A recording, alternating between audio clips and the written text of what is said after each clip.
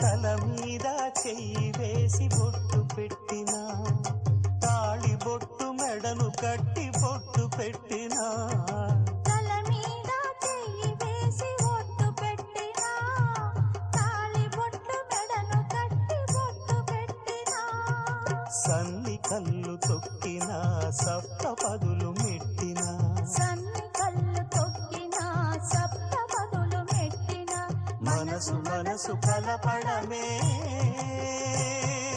మంత్రం పరమార్థం. శ్రీరస్తు శుభమస్తు, శ్రీరస్తు శుభమస్తు. శ్రీకారం చుట్టుకుంది పెళ్లి పుస్తకం, ఇక ఆకారం